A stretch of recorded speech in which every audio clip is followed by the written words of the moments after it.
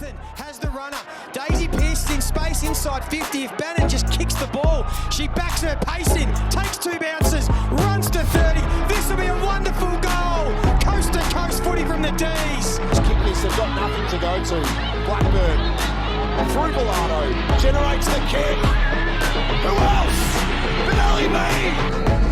Now another chance for them to go forward. Guest kicks it to Truce and up. Oh, wide. Ali McKenzie with a hanger.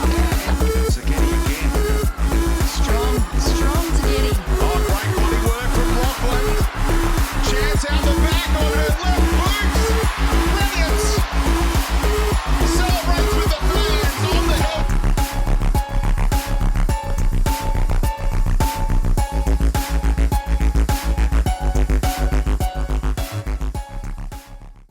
And welcome back, footy fans, to another episode of Donnie's Disposals. I am your host, Coach Donnie Hess, here, back with another AFLW review. Round 5 has come. It has gone.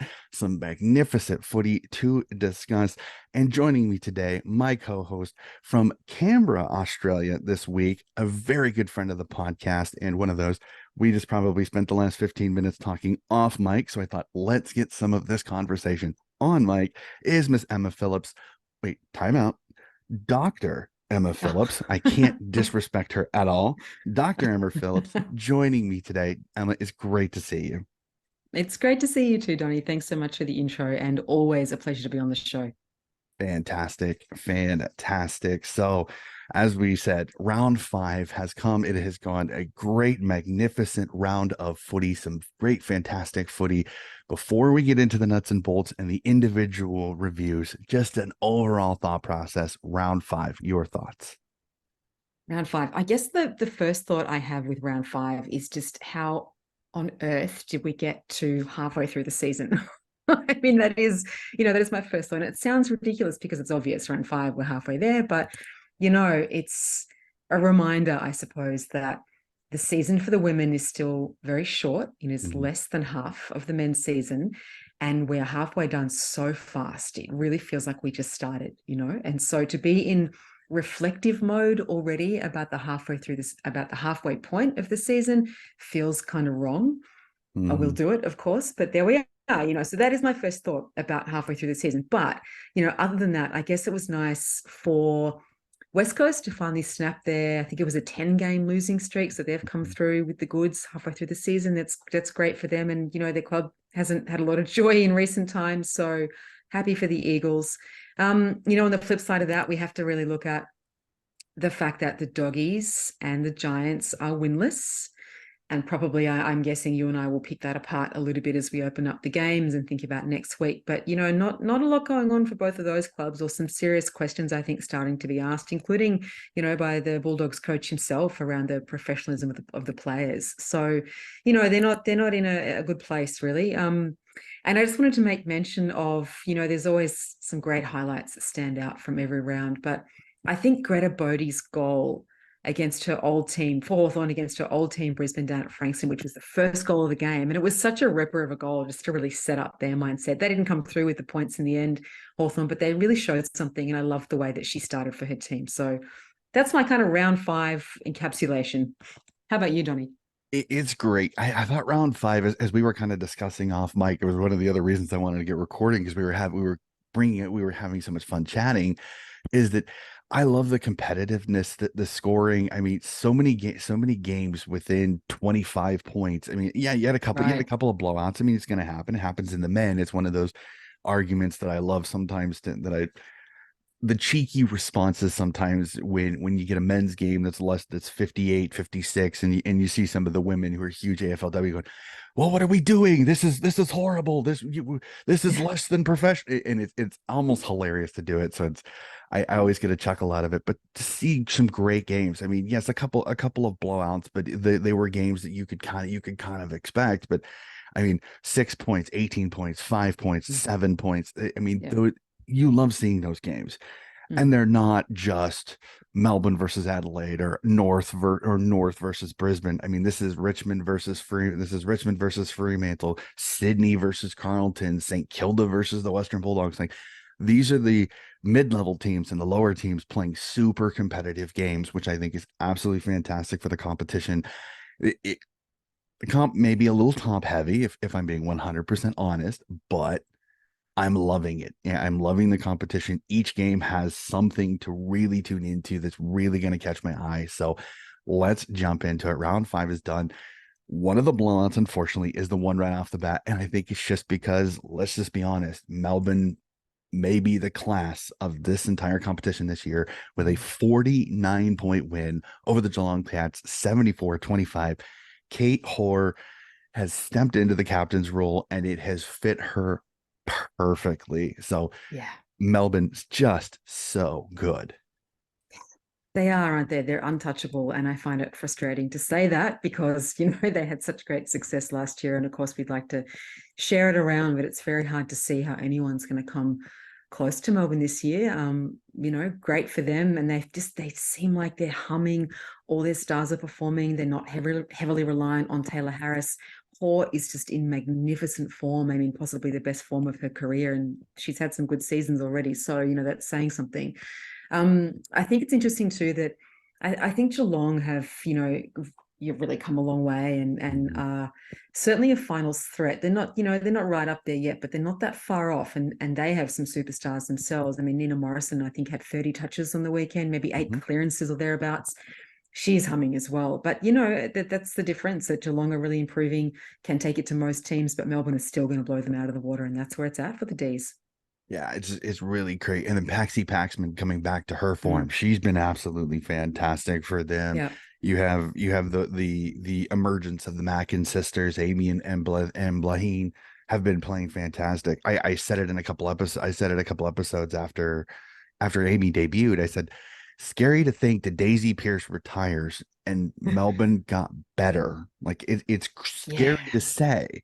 Yeah. And it's like you look at their midfield, they bat so deep. I mean, yes, they've got Olivia Purcell, Liza West, but Lily Mithen is going forward now. Yeah, Lily Mithen is going forward now. Kate Hoare can go into the middle. Paxi Paxman can go into the center or the guts, or she can go out on the wing. Alyssa Bannon can go forward. She can go into the middle and be one of your wings.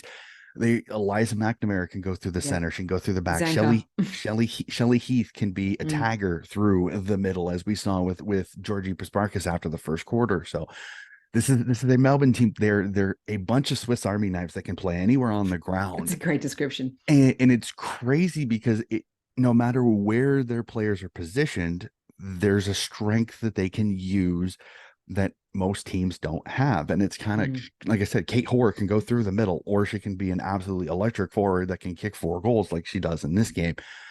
And so and against a very good Geelong Cats defense, like there's no sniffing. Right. This is 74 on one of the best defenses in the entire competition. Kanjaka, Meg McDonald, Rankin are all really good defenders. They play really, really well. They're staunch. What I love about the Cats this year is that they're scoring. Jackie Perry and Chloe Shear have been 2 magnificent additions to that front line, because I think we all kind of, you appreciate as a coach, maybe same thing with you, Emma, you appreciate good defense. But the one thing that the Cats really struggled with was going forward. They could stop you. They could move the ball through the middle, but going forward when they got to their forward section was a little bit struggled. So it's been the historical problem, hasn't it? Exactly. But Jackie Perry and Chloe Shear have been 2 magnificent additions, and they're scoring now. They just ran into one of, if not the best defensive team in the entire competition, and then having the weapons that they have through the mid and going forward, it's absolutely insane. So again, I think Geelong, I agree with you. I don't think Geelong's their like flag contender, but they're a finals team, and I think they'll push a couple people that could maybe get to a prelim if they get the right spot. But there's a lot to be positive with them. I heard somebody say it.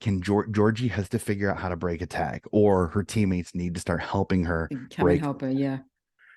If they can do that, I think that'll really help. I mean, yes, Nina Morrison has another really good game, like she did against Port the previous week, which is great to see somebody step up. And if Georgie does have the tag, and Amy McDonald is absolutely consistent as always, you just can't break it. She's going to get 20. She's going to get 25. She's going to do something. She's going to make an impact. So the three-headed monster of the middle that is Geelong. If people can at least keep Georgie quiet, they can kind of quell Geelong a little bit. But not everybody's got a great tagger, so it'll be interesting to see how Geelong handles that. But fantastic game here on this one again. The D's, I tip my cap to you. So good. So we jump to Icon Park on grand final, the grand final weekend. And this was a fantastic game. I felt horrible for the ladies because I think it was like 32 this day. So it was absolutely baking. And the Fremantle Dockers come to Victoria and get a 7-point win over the Richmond Tigers, 37-30. And this kind of caught me by surprise, Emma. Yeah, same. I was expecting Richmond to kind of bounce to kind of continue their form. Katie Brennan is still on the park. Monconti's on the park. Haley Miller had been MIA a little bit, so I was worried this was a perfect little setup for Richmond. Have a nice little win, get a little percentage booster over a Fremantle team that occasionally, when they go west, when they go east, can sometimes have some difficulty. But Anya Tighe has another great game, and Haley Miller comes to the party, which I'm great to say. Maybe she was listening to the podcast because I said last week she's on a milk carton because I don't know what's happened to her. Yeah, yeah, totally MIA. Yeah.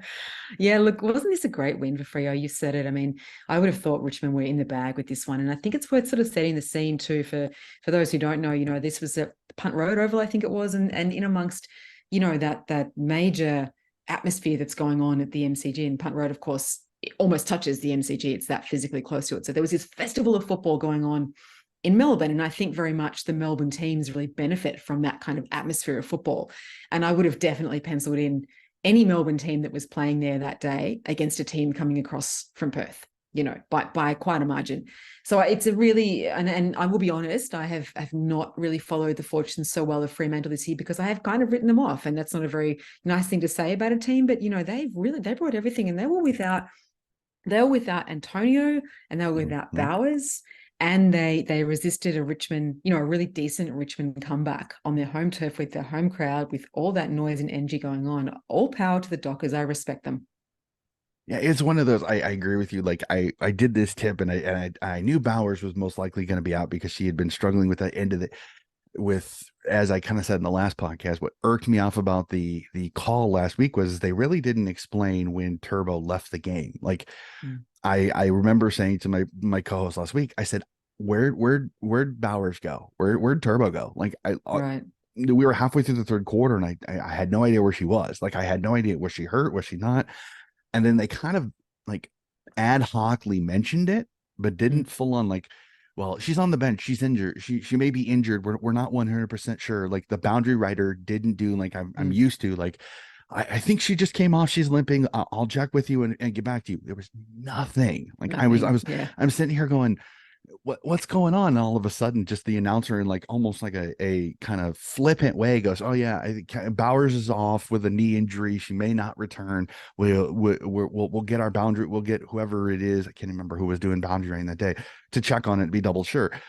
And then nothing until mid fourth quarter. And then she was ruled out. And I was like, I mean, like, I'm not trying to get on the announcers, but I'm like, why was there such a lack of communication? Yeah, I think it's was an odd more of one. mine.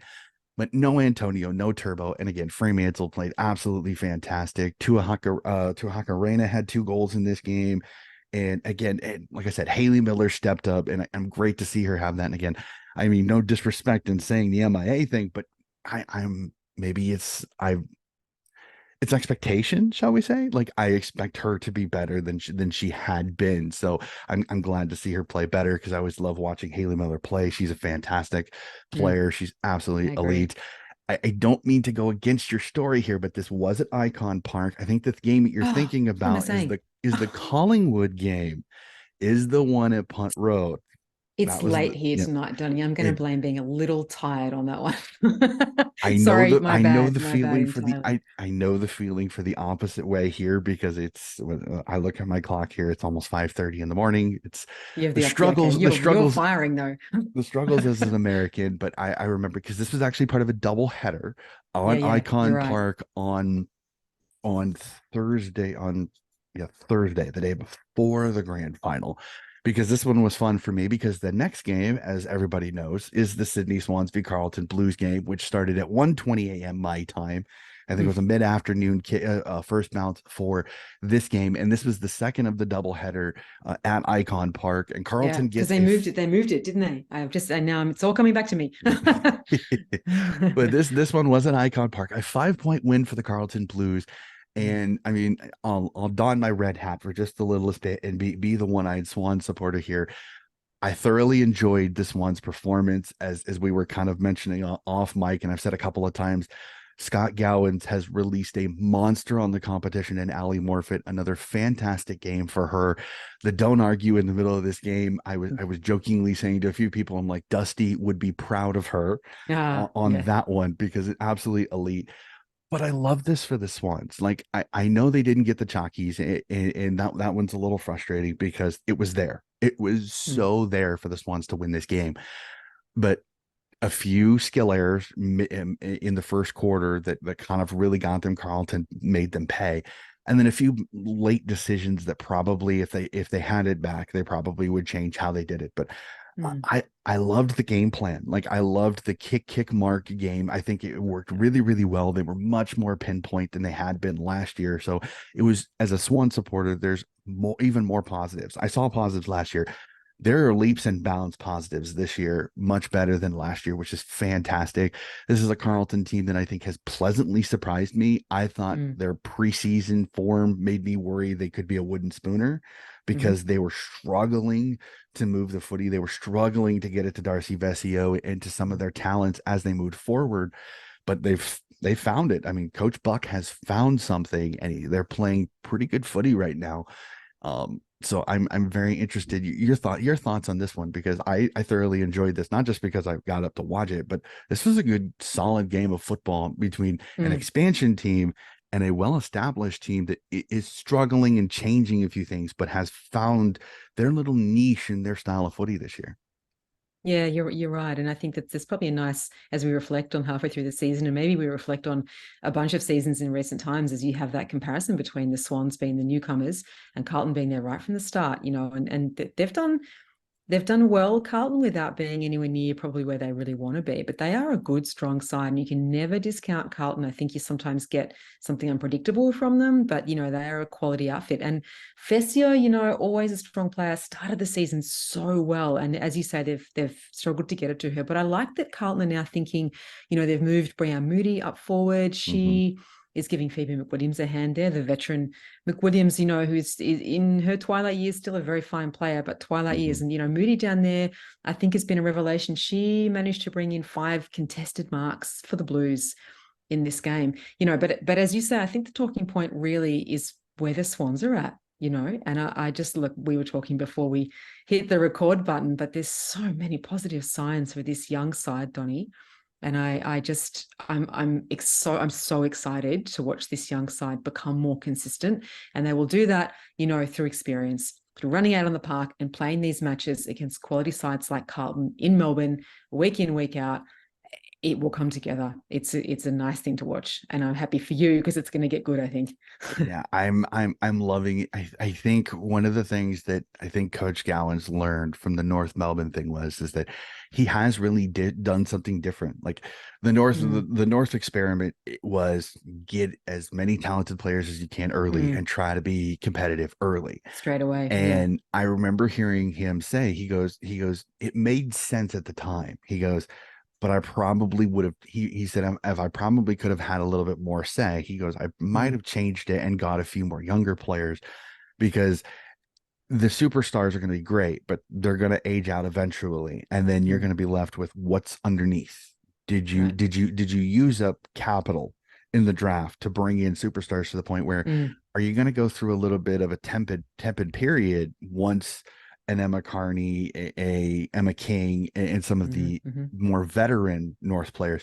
So he came in last year and he basically said, he goes, we're going to build from youth right off the bat. And it also was expedited a little bit when you look at that they had 10 weeks to get everything ready. So they couldn't bring in, and they couldn't try to snatch an Ash Riddell, who's a New South Wales woman, or some of the superstars that they couldn't get last year because they only had 10 weeks. Right. I agree with what everybody said. Sydney was the most buggered team last year when it came Mhm. to it because they could not sign who they wanted to. They got Brooke Lachlan, which was great. Brooke is a great player, but she's not that impact player. She's a good Mhm. forward. She does things that she needs to do. You bring in an Alicia Newman with a ton of speed Yep. and things like that.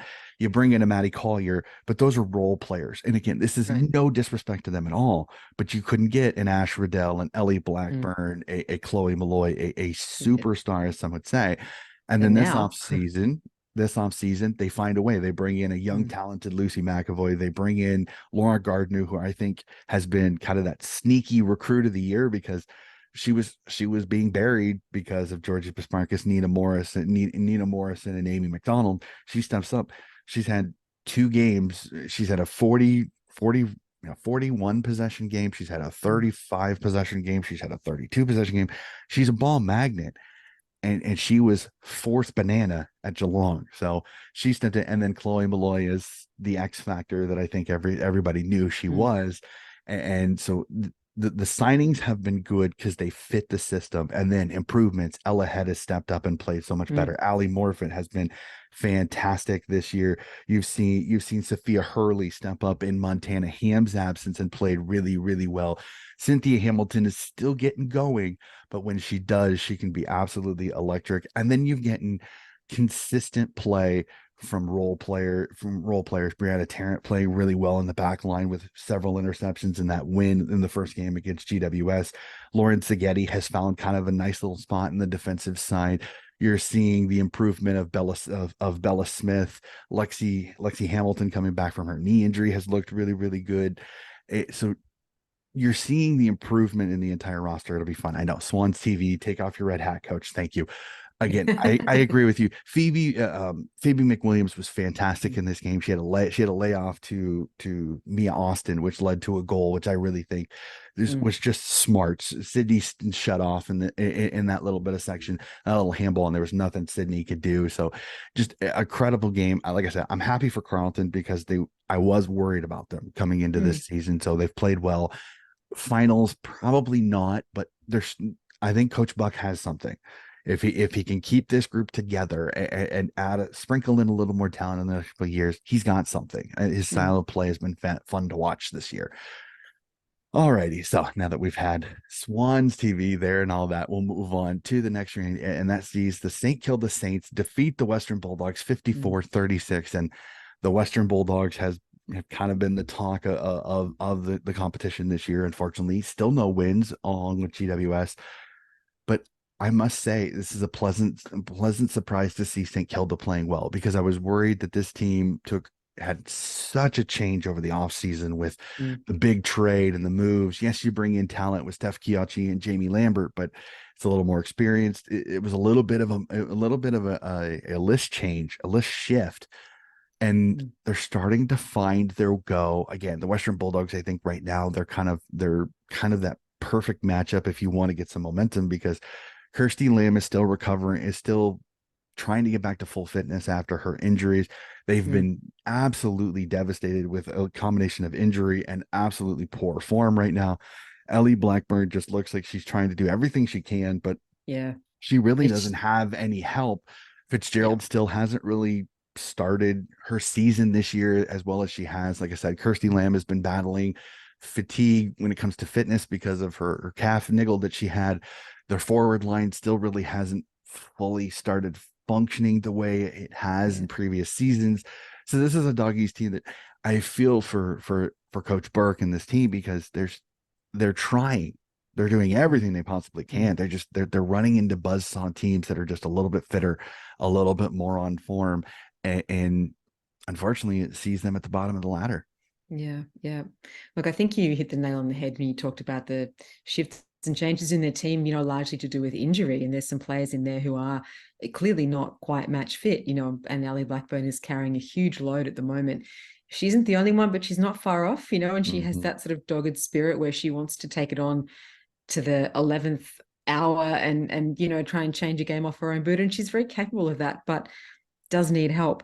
I think it's a little alarming. What worries me about the Bulldogs is that, you know, you have this situation with over the years, they've kind of been decimated in many ways, with great talent that's split out of there. Mm-hmm. But then you have an injury situation, and the point at which the coach halfway through the season, who was winless, is starting to question the professionalism of his players. I find that really alarming, in the sense that he may be right. Maybe that is Mm-hmm. going on. But once a coach, I think, starts to call out players publicly like that, I know he hasn't named names, and thankfully he's not naming individual names. But, it's not hard to read between the lines. And that to me says that there's real discord going on between the coaching staff and the players. Mm-hmm. And again, look, I'm just a ranked commentator on the outside, he doesn't know what's happening inside the Bulldogs. But I think when that starts to happen, things are really on the nose, and maybe his time there is coming to an end. Yeah, I'm kind of thinking the same thing. Sometimes this is the panic button. Like, it's the proverbial fire alarm. He's pulling it, Right. hoping that it brings everything kind of It'll ignite the into players, and exactly. And sometimes it can do the exact opposite. Sometimes Right. this can be that the cut of the cord when it comes to the player's connection to the coach, which is really because again, Coach Burke has been known for his rapport with these players. Yeah, And I that's right. remember watching Fearless, and there was that connection between the players and him, that he was very much a father figure to a lot of these young women. So for him to do this is a risk. This really is a risk, because this could be, I mean, the proverbial straw that kills his back, because a couple more games this season, if they're 0-6, 0-7, unfortunately, the Burke era at the Western Bulldogs AFLW side and the kennel could be over, which is hard to say, because I think he's done really, really well for this doggies team. That his style of footy has been fun to watch, but unfortunately, sometimes you have to take that risk as a coach. You have to try to find a way to smark them, to go, hey, pull your heads in, let's go. I mean, this season may be lost when it comes to finals, but there's still things that we can progress for future seasons. Yeah. And unfortunately, this is kind of his tempest. This is his the step onto the scale and let's see what happens moment, which is very interesting to see. Again, I hope it, but again, a fantastic game. Happy for St. Kilda. Nick Del Santo is starting to find St. Georgia Pastricchio starting to play well. They're starting to get healthy too. I know McKinnon finally came back, which is kind of let Jessie Wardlaw go forward, which I think is where she shines. So a fantastic one there. Very interesting that both teams are kind of on polar opposites of what I thought. I thought the doggies would be the finals team. I thought St. Kilda would struggle a little bit to kind of infuse everybody. So unfortunately, two separate paths, a little bit different than what I thought. So we'll jump out to the west in Mineral Resources Park as the West Coast Eagles get off the schneid, as we said before we started talking each individual game, with a 6-point win over the Port Adelaide Power. But I look at it, Emma. I mean, Port really has to be kicking themselves. That 9 spot in the behind thing is really the reason they lost this game, because if just two of those go straight and go through the big sticks, it's Port Adelaide getting a win on the road. Yeah, that's it. Do you see that game as Port Adelaide being more dominant than the Eagles throughout? I don't know if I would say more Except for the dominant. scoreboard? I just think that they were finding patches of the footy. Matilda Schultz has been an incredible signing, which is really crazy, because I think most people in AFLW circles expected her to be the early signing to capitalize on their academy connections in South Australia, but she was going to be kind of the ruck in waiting, shall we say, that she was going to learn the craft. She's only 18 years old. She's still relatively young. She's still learning her craft. I mean, Sample W, the Sample W to AFLW step up is a massive one. So I think a lot of people expected her, but she has shined with Port Adelaide and done really, really well. So they've got an advantage, especially considering Sarah Lakay is out, and Wakeford is a good ruck, but she's still progressing as well. And Schultz is a little bit more refined, shall we say, in her ruck skills. Right. So I think Port Adelaide, again, if you look at Hannah Ewings, Abby Dowrick, Emma Phillips, I mean, the star power on Port Adelaide's side, at least as you look at it, would mean that they should. West Coast is they're a pesky side. They're good defensively. They know what they're doing.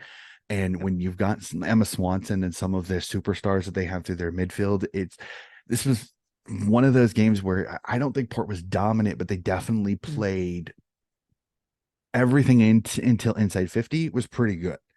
It's inside 50 is where it went haywire. And I think that's the thing, that if you're the coaching staff of the Port Adelaide Power, that's what you're kind of looking at it and going, hey, okay, well, we need to work on our goal kicking a little bit. I mean, Gemma Houghton can only do so much. She did very well in this game, but she needs some help. She needs some secondary and third options. Ash Saint has come over. This is one of her few quiet games this season, which usually she's like she was in Adelaide. If she gets it in her hands within 20 meters, it's most likely going through. She's a really accurate kick for goal.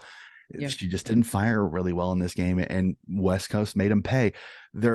West Coast is just a scrappy bunch. They're going to play tough. They're going to play hard. They've got a lot of young talent, but there isn't that superstar. I mean, Emma Swanson is a great player, but is she that superstar caliber? Superstar. I don't really good think leader, so. I think, but Oh, not yes, a superstar definitely. player. Definitely. But she's not in that superstar category.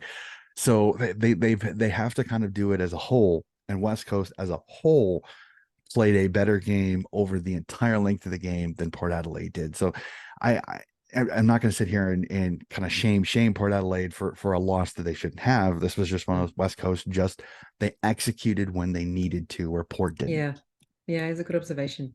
I don't think I've got anything more to add to that, Donnie. I think you absolutely nailed that game.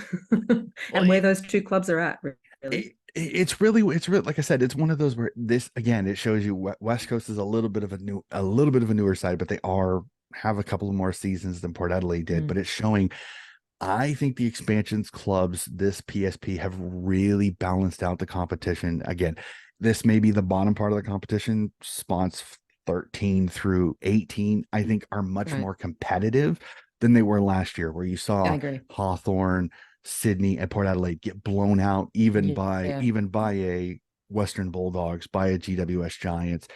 This year, that's not the case. They are much, much closer because of the PSP signing period, which I understand some of the fans over the offseason of Carlton, of Collingwood, of Adelaide were frustrated because they were losing stars.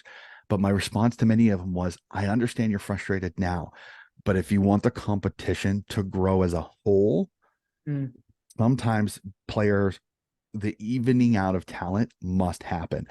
Am I a little frustrated that somebody couldn't nick a few off Melbourne? Absolutely. But that's just me personally, because I mean, well, especially for you as a North supporter. Again, absolutely not trying to throw a shot there, but it really was. It shows you that Melbourne, because they stayed together, they are that step or two ahead of most of the other teams. But this was encouraging for me because, like I said, it shows Port Adelaide, West Coast, and Sydney a couple weeks ago playing West Coast as well. The expansion sides are that much closer to teams that I think that it's getting better. The competition's overall competitive is getting better. You're going to get blowouts. That happens in the men's. So it'll be interesting to see how it goes there. Again, I think the league is a little bit top heavy. I think there's 4 teams right now at the top that I think they're going to be fighting for the flag.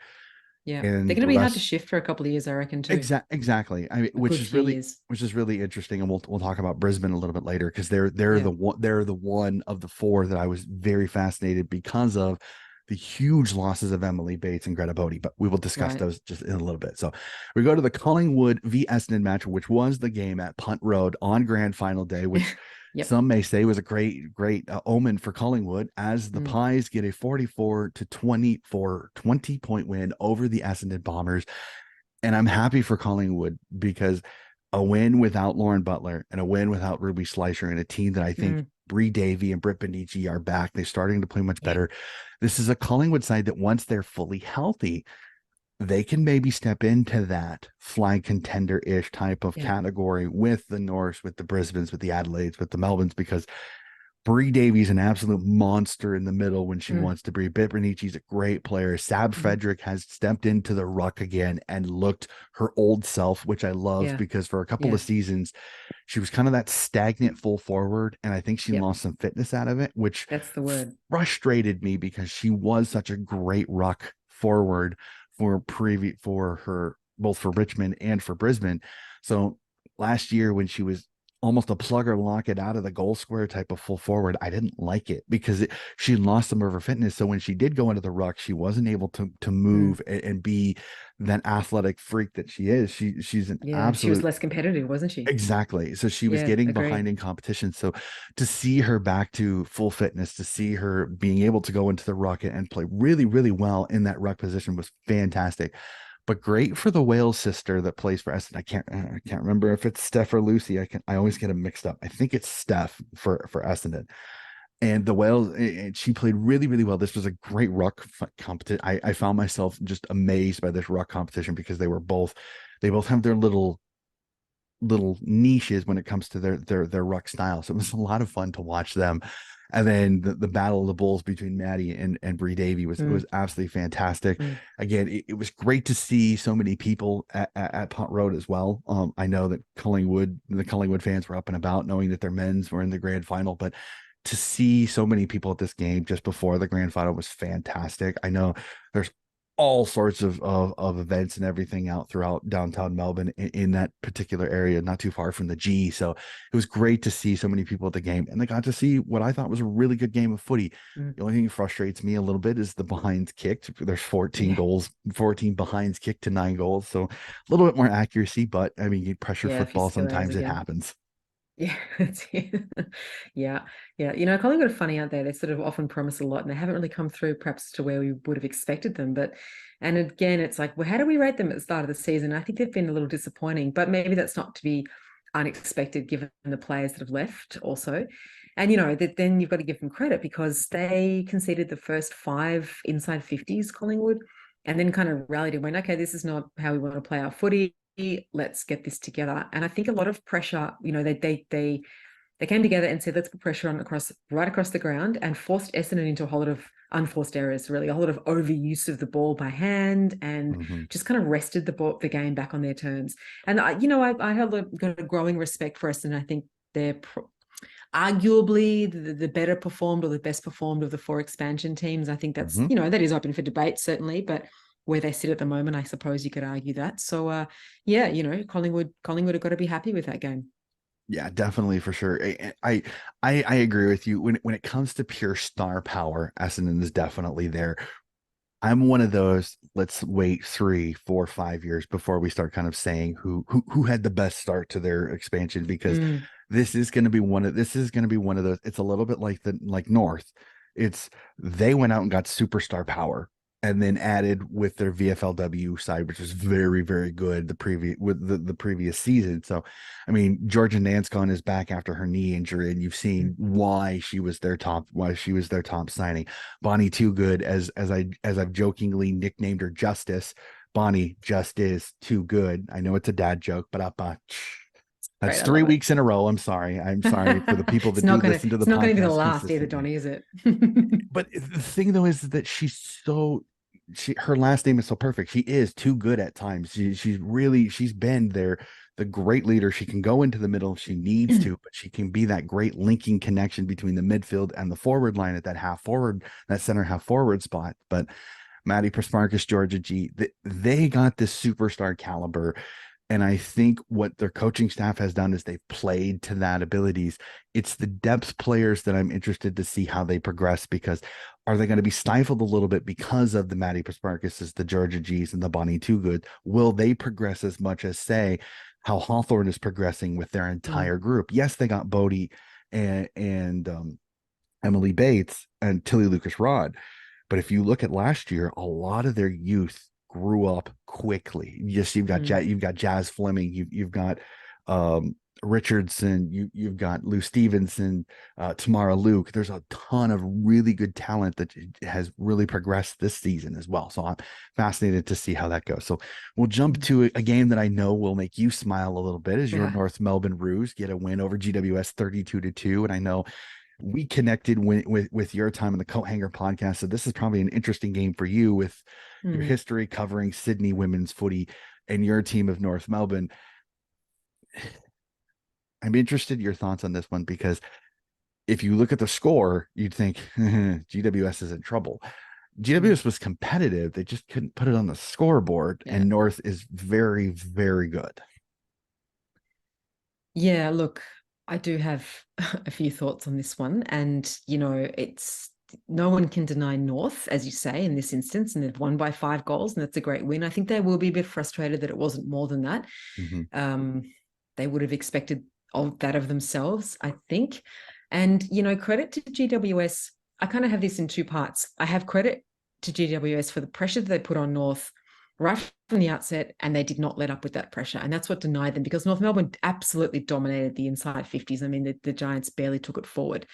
And then the flip side of that for me is, well, is it enough that you come off the ground and congratulate yourselves for a fabulous defensive effort if you cannot score a single goal, if you come away with 2 points on the board, And for my mind, when you come up against, if you're a side that's struggling and you come up against a very strong side, a defensive mindset for mine isn't enough, and I think, and this may just be the coach in me, my own preference for the way I would do things, but you have to go forward with an attacking mindset. And if the game blows out accordingly, so it goes. But what's to be gained from stopping the opposition scoring many, many goals and you come away with none, And I feel a kind of pain, for the Giants, because, as you say, my time talking about Sydney women's footy, I have a real soft spot for the Giants. I have some friends who play there, some good friends, and I respect the way that they lead and they have a lot going for them. But gee, they're struggling at the moment. And I just think that the whole notion of shutting teams down is not working. It's not working, and it's sad to watch it.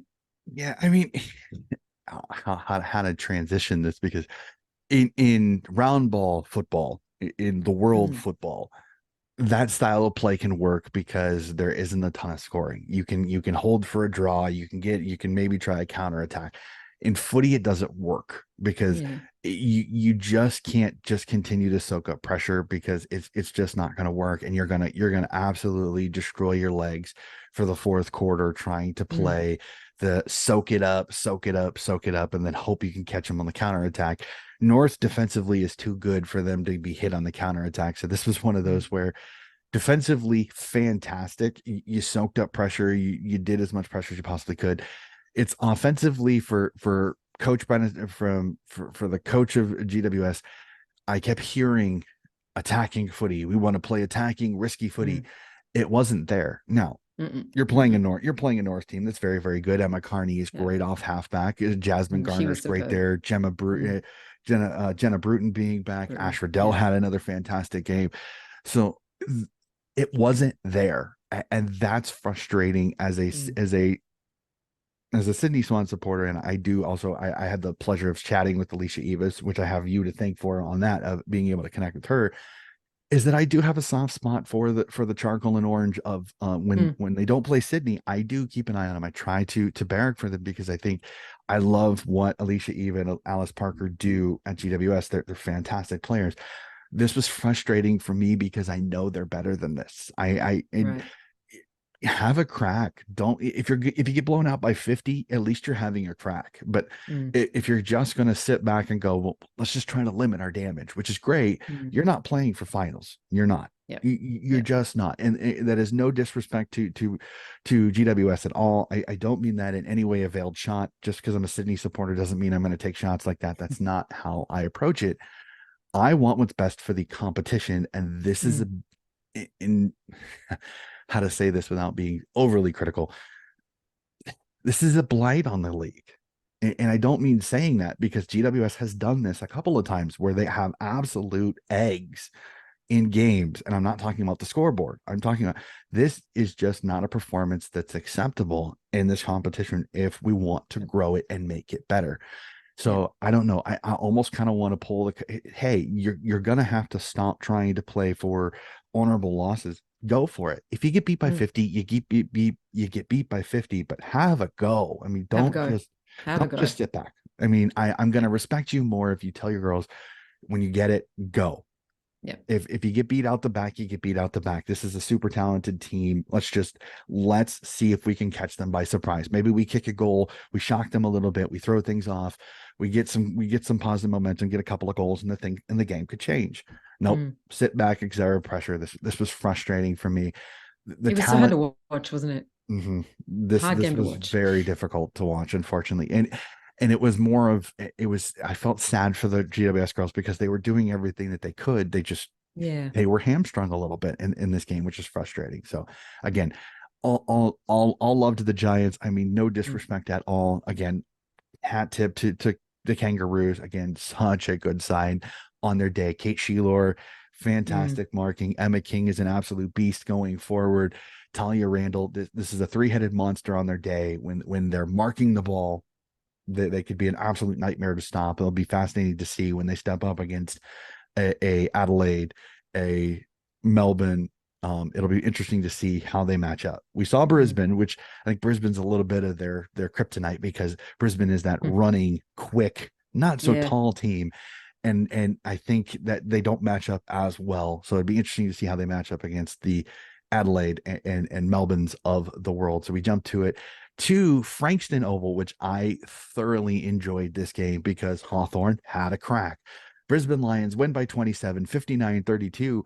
But the first 2.5 quarters, Hawthorn was really, I think they put a little bit of fear of God into Brisbane because Mm. they had the lead. They were playing fast footy. They were moving the ball. As you said, Greta Bodie kicks the first goal, and everybody got around her to congratulate her on a goal against her previous side. Beck Goddard is doing something at Hawthorn, and I absolutely Mm. love it because she's telling these girls, she's giving them the opportunity to just play footy, go have Yeah. fun, have a crack against the top level team. You lose, but at least you're going to push them. And they really push Brisbane. The fourth quarter, Brisbane's running game, they just wore this Hawks team out. That you could tell the fatigue started to get to them, and Brisbane just, they're little energizer bunnies. They just Yeah. keep going, and that's what really gets teams, and that's how they beat them. So Dakota Davison, another Mm. couple of fantastic slots from the Three, I think she pockets. had. Yeah. Jeez, Yeah. she's She's a a magician, isn't star. she? She is a Yeah. star. Her goal celebrations are quite a thing to behold too, huh? She loves it. Her Lights it Cristiano up. her Cristiano Ronaldo one is still really good. Yeah. I Yes. love it. So, Yeah. but I love Yeah, that. look, You love the characters. You love the characters in the that's game. right. As long as Yeah. you're not a flog about it, like that's my biggest Yeah. thing. Like sometimes in the men, sometimes you get the characters that are, they're just kind of, I mean, pardon my French here, dickheads, where Yeah, it's they're like dickheads, yeah. I love have a little bit, be a little cheeky, celebrate the goal. Don't be a jerk about it, but Yeah. celebrate your goal. And Yeah. that, especially one like when you slot a very tight angle one dead center, have a go, enjoy yourself, enjoy your goal. Just be mindful again that if you celebrate too much, you could inspire the opponents. So And look, Donya, I think it's one of those fundamental Australian rules is don't be a dickhead. Anywhere you go, any place, don't be a mhm. dickhead. I'm So sure it's the same in America. I think they like flamboyancy over here in the States a little bit. I Okay. Yeah. sometimes I think it's be a dickhead sometimes, and I don't always agree with it. There's some humbleness maybe in my style of and how I see it. There's way too many guys, like you see it in gridiron football. A guy's 10 yards from scoring a touchdown and he's going, Right. Yeah, yeah, I'm yeah. like, dude, pull your head and get in the end Put it zone, hand the away. ball to the ref, do your little dance on the sideline. And just so there are sometimes I appreciate it, the cheekiness, but not full on, like I said, not full on dickhead response on that. Yeah, So that's I it. give Dakota a tip. Like I said, she slotted that. Have a go, girl, have a go, because that was Hmm. fantastic.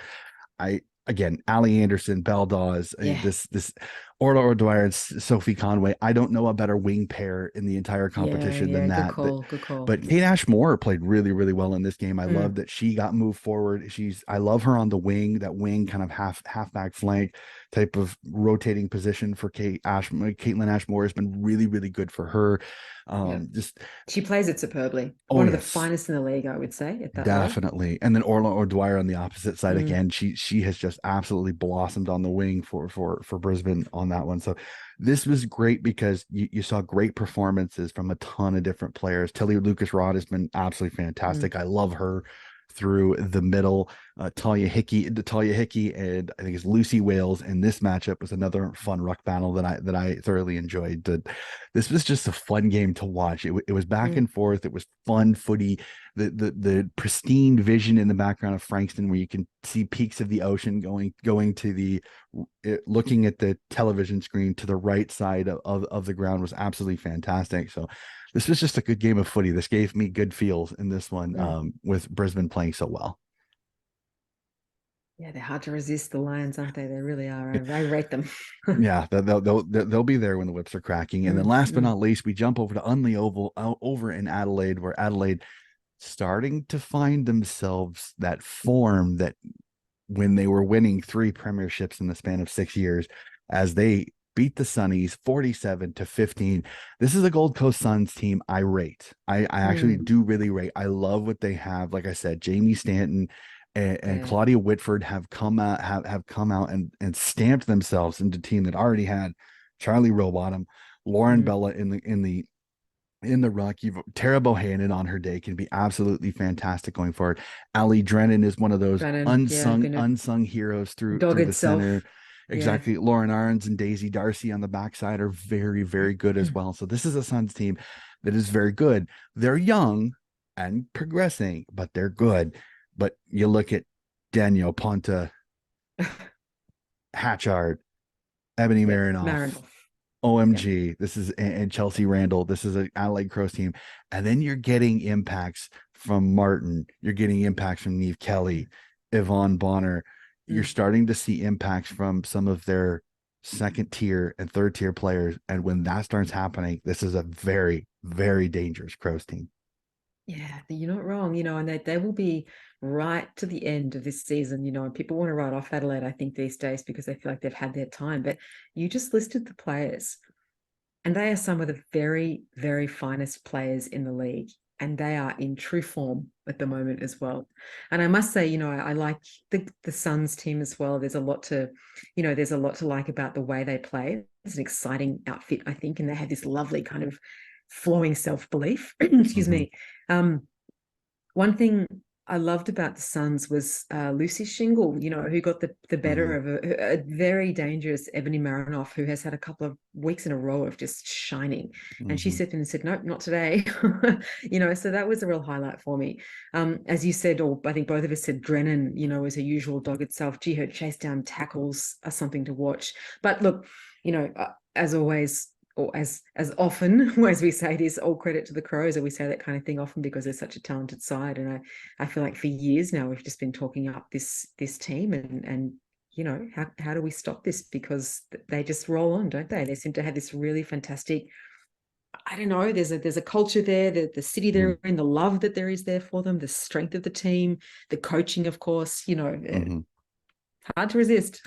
Well, the other thing too, though, that you look at it is yes, they have the Hatchards, the Randalls, the Marinoffs, but as I kind of said, their second tier players are starting to come good. I think Mm, Neve Kelly was an absolutely fantastic signing. I think last year I felt horrible for her because she got hurt early in the season and really never was able to shine. Now she's able to shine on the wing. Her and Tia Charlton have kind of established as those wing players for Adelaide, which has helped spread the ground, which kind of has taken a little bit of pressure off Marinoff and Hatchard a little bit because you can take one away, the other will still get off, but sometimes they can kind of get lost a little bit. So having those wing players as another option out of defense, and mm, their defense is so good because Bedell is back there. Najwa Allen may be hurt, but it sounds like right. if I heard right, she should be back from her hamstring injury very soon, if fact not next week.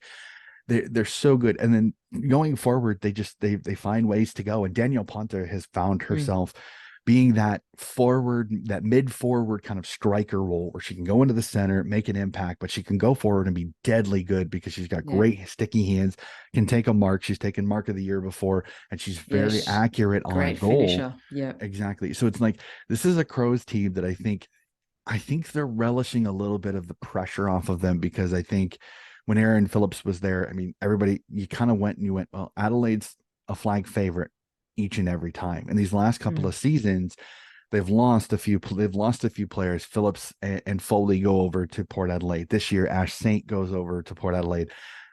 And they're finding some youngsters in the Sandful and through their drafting ways that are starting to come into to accord, and it's showing how strong the Sandful competition is, mm, that they are not taking a step backwards even with yeah. youthful players coming into this side. Then I'm like, you look at it, you go, the Crows are not going to take a step back for a Yeah. while because They're not going anywhere, are they? Ebony Marinoff is still rather young for the Yeah. competition. She's got so many games because she got drafted as an 18-year-old and stepped right Yeah. in. So that's how Yeah. good she is. Hatchard is still relatively young. Mm, Randall is probably one of the few elder statesmen that's still on the team. And she's taken a decreased role almost this year. mm, She's become that role player. If they need her in defense, she can go defensive. She needs to go forward to be a forward option. She can. She can go through the middle if you want to.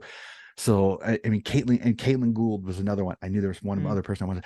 She had been the primary ruck, and now she's almost kind of that replacement for Ash Saint up forward, and is doing exactly like Ash Saint. She had a couple of goals in this game, including a nice little snap off a loose ball. It was absolutely gorgeous. I had to tip my cap to her on that one. That was a pretty goal.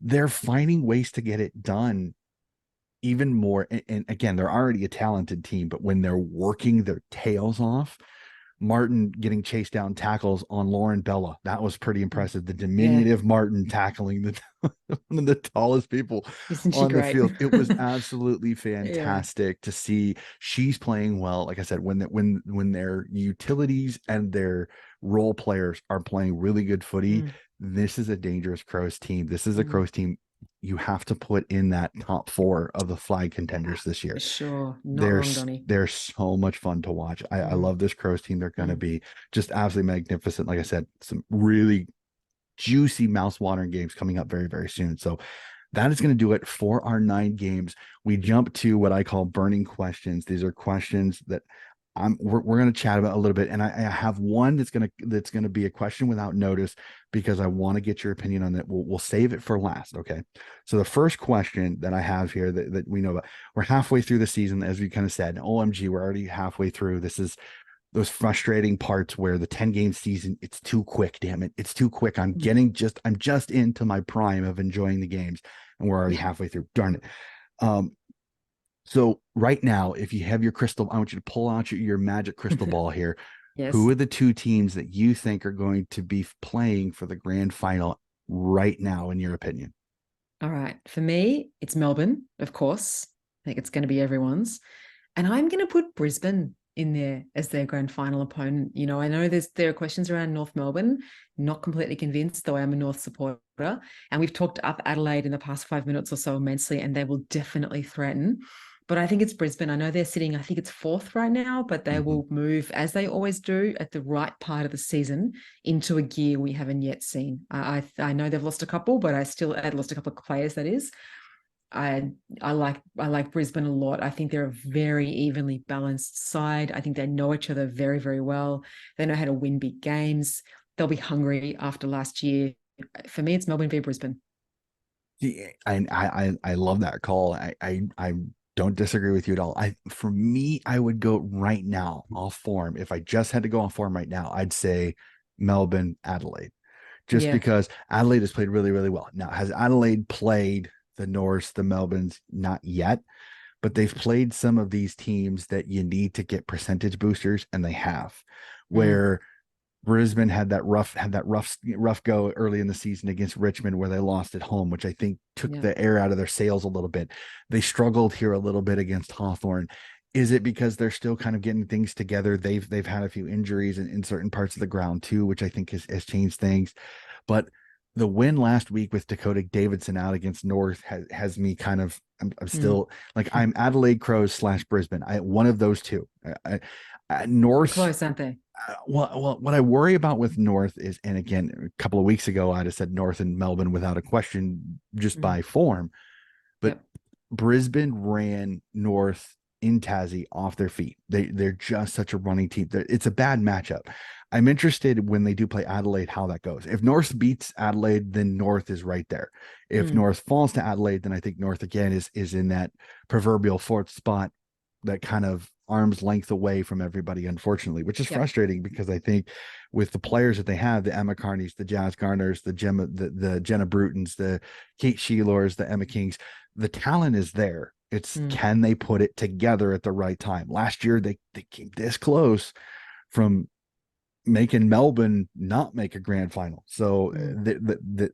the skill and ability is there. The question is, can they put it together at the right time? Yeah. It'll be Yeah. fascinating to see how those two go. So we're going to go from the top of the ladder now to kind of the bottom, but in a little bit different way.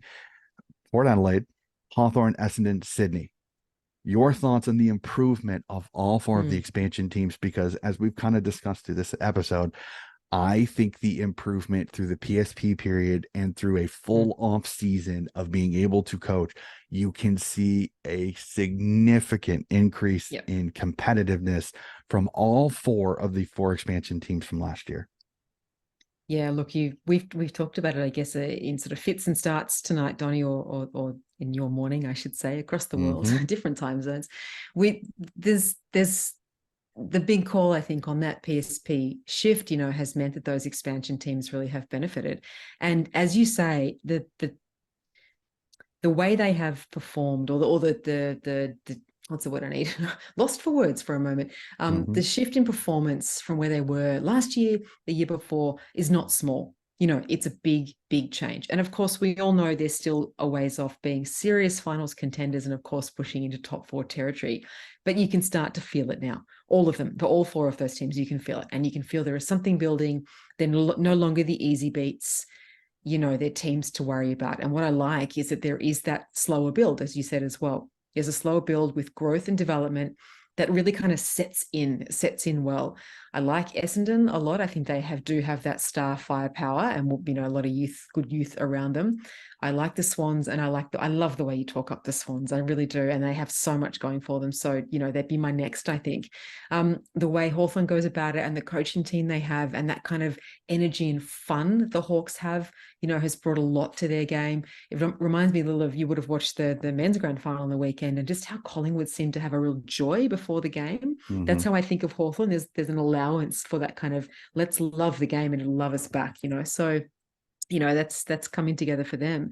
And Port Adelaide, the obvious signings, I mean, Phillips and so on, it's again hard to see them not performing, being in that middle of the road for long. It really won't be long. And I think, look, probably I've talked up Essendon being the best, but I wouldn't be surprised if in the next 2 years Port Adelaide emerges as the one to take the cake in terms of those 4 last expansion teams, if you like. I think they will come through. But it's just, isn't it great to watch them improve so fast? Well, I love it because I said it's balanced the competition, because I think last year it was bottom and top heavy. You had a few in the middle, as I kind of stated to a couple of people. I said they're purgatory teams. The GWSs, the St. Kildas, the Carltons that are in this purgatory.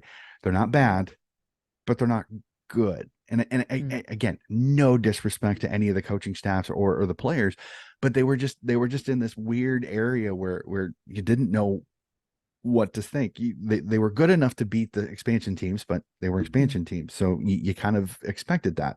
But they weren't good enough to beat the Crows, Norse, Brisbane's, Melbourne's. Yeah. So it was really like last year, where this year everything has kind of been compressed like an accordion a little bit. Like Sydney last year, Wooden Spooners. This year they've already got 2 wins in their first 5 games, and they've been competitive in even against Brisbane. They were competitive in that loss, and even the loss to Carlton here, they had a chance.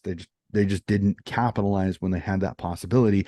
And Geelong, they were in it for 3.5 quarters. The fourth quarter got away from just the littlest bit. But Sydney has been competitive in all of those games. You can't say the same for the Western Bulldogs and GWS this year. So it's really interesting to see. Port Adelaide's played really, really well. Now, they've also had the absolute nightmare of playing some really good teams to start off the season. So I kind of give them a little bit of a helper. But Hawthorn, I completely agree. I think Beck Goddard has really she's told the girls, hey, enjoy your footy. We're going to do everything that we can tactically and structurally to make us the best side we possibly can. But enjoy your footy. Enjoy this time period of being able to play professional football and just live it up. And you can see that you can see that passion and the fun that they're having. They may not win, but they are definitely going to give you an entertaining game of footy. And I love that about Beck Goddard, is she's letting this young team grow as a team. It's not one of those, we must win. It's, if we win, we win. If we don't, we're going to play entertaining footy, because it's going to come as we get better, which is absolutely fantastic. Lauren Arnell at Port, I think I agree with you, because of Aaron Phillips, Ash Saint, Foley, the super young talent of Ewings and Dowrick in the middle. they could be the team that could explode in the next couple of seasons because of the young talent. And then the AFLW talent that's in their academy is insane. There's a couple of Lauren Young is probably the number one girl in the entire of Australia this year. She'll probably be their first pick because she's absolutely electric. She's a forward, great skill, can go into the midfield if she needs. Sinead Goody is a halfback flanker / winger that's absolutely electric speed, but absolutely fearless. I love watching her play. And those are probably the two best in SA, and they both are in Port's zone. So Port, I have a little bit of a different look because I watched the AFLW this year. Their increase is going to be substantial in the next couple of years as they get some of this great AFLW talent in to theirs. And as we were kind of discussing off mic, I think Sydney really needs to look at trying to find some avenues into the top level Victorian girls just to kind of help them out a little bit, because New South Wales does not have those marquee level players. So go steal a couple of young Victorians, say, hey, look at Montana Ham, look at Sophia Hurley, look at how well they're playing. Come on up to Sydney, try a uni up at Sydney, and then you can play up here with the Swans and be able to snatch maybe a top 10, top 15 type of player out of Victoria up to New South Wales, just to even out the talent a little bit. I think with the the new facilities that they have, I don't think it's going to be that difficult to convince a few Victorians, hey, come on up to Sydney, you get beaches and you get a fantastic facility. And you get a fan base that I think is really the 5,000 at Henson was absolutely fantastic against the West Coast Eagles. I think the fan base is another thing that I think Coach Gowans and the recruiting staff really need to look and say, hey, you're going to play in front of some good crowds that are going to be there for you to support you no matter what, which I think will be fantastic. So we'll jump to it. We'll let you put your North hat on for just a bit and let you be full Nuffy. I always like asking especially if I know you're a huge supporter of it. So here's my question. North have begun the year 4-1, which I think is really good. That kind of a surprise loss in Tassie to Brisbane. Is this North's year to get to a grand final? I don't think it is. It pains me to say that, but I don't think it is. And like you said, if they had pulled the win against Brisbane, without Davidson, which they probably should have, then I may feel differently about it. But I look at North, and of course I look carefully at North, and I really can't see that there's been much, if any, improvement from last year. Now, they had a good year last year, so there's not necessarily a lot of room for improvement, or dare I say need. I mean, there is always a need for improvement, but every team has to improve. If you're going to go from being a run-of-the-mill finalist, if such a thing exists, into a grand final, you have to find improvement and or good recruitment. So I think North Melbourne, for all the talent that you've mentioned, and they do play well together when they are on. But they're missing a tall running defender. They have some good defenders, but I think they do need, Chelsea Randall is a wonderful sort of once in a million kind of player, but something even a little like her would be great coming out of defense. And I think they're missing a small forward who has incredible goal sense. Now, without those two key players, I'm not sure. And I worry that they're top heavy in the forward line. So for everyone's talk about how great this sort of three-pronged tall and attack is, and it is, don't get me wrong, they are some superb strong talls up there, and Emma King and Randall and Sheila, of course, who are all performing pretty well. But they're lacking those small running players that are goal sneaks as well. Incredible midfield, but no, I don't think North are there. I don't think so.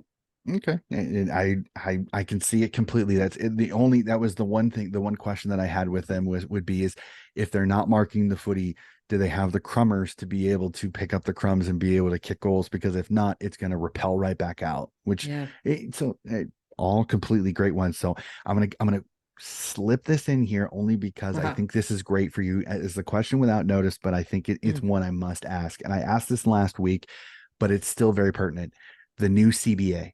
As a progressor of women's footy and as somebody who I've talked women's footy with for several years, the new CBA, your thoughts on it, kind of pros and cons, because as I discussed last week with Nikki Clara, a huge Melbourne supporter and a very, very, very vocal member of the fan bases of women's footy, I loved her thought process as much as the pro of increased pay for these young Mm. women is great. It really is the only thing that the AFL can champion, because this metrics for increased games, I think, is kind of dirty pool.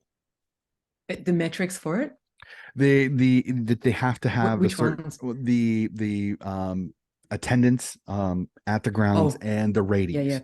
The caveat of we'll let you have 14 if you achieve If you this can this pull the, and this from yep, that. And yeah, as we stated last week, and I completely agree, it's kind of dirty pool, because mm, you're scheduling games 5 o'clock in the afternoon on a Friday. Some fans can't get off to get to the games. You're yep. also scheduling games at grounds that don't have huge capacities. So are you doing by percentage, or are you doing by numbers? Because if you're doing by numbers, some of these games will never do that, because their capacity is only 3,000. Yeah, look, I think you've really gone to it, and there's some of the scheduling of the games, this timing of the games has been extraordinary to think about, especially in Sydney, where the traffic congestion, and Melbourne for that matter, is extraordinary to getting to matches at 5 p.m. or thinking about Sunday matches that are late in the day and getting a family there and getting them home again. It's just not going to happen. Mm-hmm. The other thing that I've noticed over the years, and my time living in both Sydney and Melbourne, Canberra to a lesser extent, that we don't have the teams here, but the marketing of the game has dropped off in terms of what you see when you drive around the streets, and there would be in the first couple of seasons floods of posters for the games, floods of posters and billboards, and you saw it on your socials or on mainstream media. It's there still, but it's a lot less. So I think for the AFL to dictate, well, hey, you've got to pull these things, but we're not really going to give you a hand like we used to on this, or like we could, Mm-hmm. it's really problematic. It's really problematic. I think also, I feel very strongly about this, and I'm sure you've heard me talk about it in my previous podcasting with the girls in Sydney. That there's been a lot of, the CBA agreement is great. There's a huge increase in payments. There are photographs of the women and the men sitting together. I think it might have been the captains. I can't recall now. But there's this lovely, glorious, colourful photograph at the MCG of the women and the men sitting together. And I just think it's quite a propaganda piece, really, because, while the men still earn a hell of a lot more money than the women, we're Mm-hmm. still in that stage of being asked to be thankful for crumbs, and I robustly feel like we should be paying men and women equally. They are employees of the AFL. You would never pay employees of McDonald's different rates based on gender, So Mm-hmm. I feel very strongly about that. So it's always sort of like, hey, we're giving more money to the women now. And if you complain about that, you're seen as being ungrateful, Mm-hmm. So there's that aspect too. I think longer games is great. And, if there's one refrain we hear from the players year in, year out, it is, please give us more games. Mm-hmm. They have made that abundantly clear. And I failed to understand why the AFL do not put that in place. And I would be arguing for longer quarters as well. Again, Mm-hmm. I agree. And it was one of those where one of the other reasons that I pop up is I go back and forth with Najwa Allen of the Adelaide Crows. Had a great connection with one of the AFLW players, and she played for Norwood, and their captain was a good friend. So I asked her, I said, your thought process of the change. And she's basically said, she goes, you could pay me what I've been being paid. She goes, it's not the money for me. She goes, I just want to play. She goes, yeah, when she is originally from Canberra and she just wanted to play footy, she signed up to play at AFLW level just because she knew she'd get 10 games there and be able to go back to Canberra and play another 10 games there. She'd get to play right, 20 games in a season. So yep, there is this, everything that I gather, I understand the pay. And again, this is one of those, the AFL will champion it because that's something Gil came out and said, which, I mean, is great. It's great that these women are getting paid, but I 100% agree with you. They want games at this point. The pay is minuscule compared to it, because the contract lengths, I understand you want to get 12-month contracts, which is great, because then these women have a guaranteed income stream to the point where they maybe won't have to be as full-time as they have been. But even still, 14 games, it's not enough. Get them to at least 17 where everybody's yep, playing everybody once. yep, And the other thing that I'll say, and I've stated this a few times, and I've had a few people back me up on this, I think the women's and the men's game should flip places. I think the men should be playing 16 aside, lasso rule, all of the rules that I think constrict the women's game should be men's, because the men's have 100 years of play, much better coaching. And again, this is no disrespect to the women that are coaching, No, no. but there's hundreds of years of coaching the men that I think let the men play 16 aside. Let the men play lasso rule, to where if you kick it out of bounds, hey, it's a turnover. No, none of this. Whether it's intentional or not, who gives a crap? If it goes out because of a kick or a handball, it's a turnover. Yeah. Put the women to 18 aside, because yes, you're going to get 4 more girls on the field, but it's going to let these women rest a little bit more that are in the mids a little bit. And I think it's going to increase scoring. It's not going to get congested like the men's, because structurally right now, the strategy and structure of the women's game, it's not where the men's is. And again, it's no disrespect, but it's not there yet. They're still progressing as a sport overall, that I don't think it's going to be a condensity issue. I want them to be able to learn their skills a little bit better without being punished by kicking it towards the sidelines. And because a girl doesn't have 2 more inches, she can't touch it. Well, now it's a turnover. Okay, you're punishing somebody for a skill error in that situation that maybe needs a little bit more practice. Let it be a throw in, let more contested footy instead of being a turnover. Now there's almost more running involved in the women's, because less players, and they're punished more when the ball goes out of play. So personally, I'd love to see that. Again, the men won't have it happen, because the traditionalists will get their undies in a twist. I was going to say a thing, but I don't want to offend anybody. So they'll get their undies in a twist, and it won't happen, because I agree with you there, there's Donnie. I think too it's a good much. call. There's too much change. Yeah, Honestly, I'm going to be honest with you. I think the man on the mark rule, I think, has been a blessing. Some people, and I'll even admit, at first when it came in, I didn't like it, but it has opened up footy, and it has made for higher scoring, more ball movement, which I think is a way to accentuate the skill that is in this game. So I absolutely love it. I think it's great. And like I said, I love to see them flip places. I don't think it'll happen, but I'm 100. I just see more cons than I do positives, and I understand the frustration of the women's fans, because they want to see more footy. I understand it's going to cost money. I understand that, but there's 2 things I never want to see happen, and I worry that this is potentially the way it's going to go, and that's curtain raisers for the women's. I do not want that, because the women's league is already seen by way too many knuckle draggers online as being subservient to the men's, because it's women shouldn't play it, or women aren't good enough, so just play them as a curtain raiser. That way you'll get. No, because most fans are going to go for 5 to 6 hours of footy. They're not.